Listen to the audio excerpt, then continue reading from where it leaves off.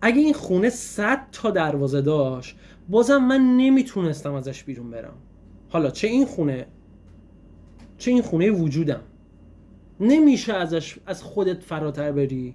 صاحب تبریزی میگه کس سر موی برون زین خانه نتوانست رفت، وقف هر دیوار اگر چون شانه 100 دندانه کرد. شونه رو دیدین که دروازه است انگار بینش. صاحب تبریزی اینجوری میگه، مثلا فکر کن اینجا مثلا دندونه های شونه است. خب میگه اگه مثل شونه بیای این 1000 تا این تا دروازه بذاری، اندازه سر مو هم کسی نمیتونه بازم از این خونه بیرون بره با وجود این همه دروازه. میدونی چیش قشنگ بود برام این بیت؟ این ظرافت استعاریش و این تشبیه خلاقانش. یه بار دیگه با هم بیتو بخونیم. من این بیتو 1000 بار گفتم، نوشتم، هنوزم لذت میبرم میگمش. اصلا حفظ کردنش 2-3 روز طول کشید، انقدر استعارش آهنگین اما اصطلاحاتش نو بکره.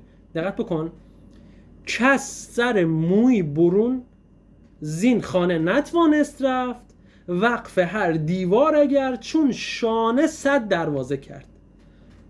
بعد اینجا رو ببین، شونه، سر مو، اینا جالب بودا. گفت سر اندازه نوک مو که یه ذره است نمیتونی بری بیرون، اگه مثل شونه 100 تا دروازه واسه این خونه بذاری.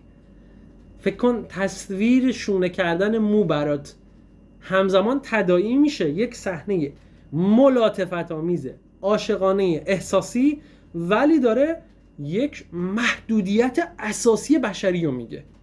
بشر محدوده.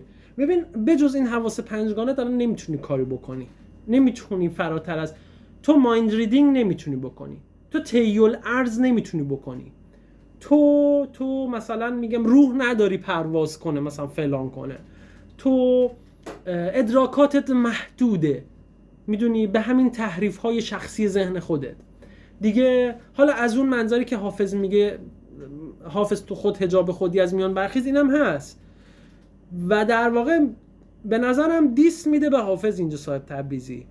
میگه تو میخوای خودت از سر راه خودت که حجاب خودتی بلند شی، ببین 100 تا دروازم این خونه وجودت بازم داشته باشه، بازم اندازه سر مو نمیتونی از این خونه بیرون بری.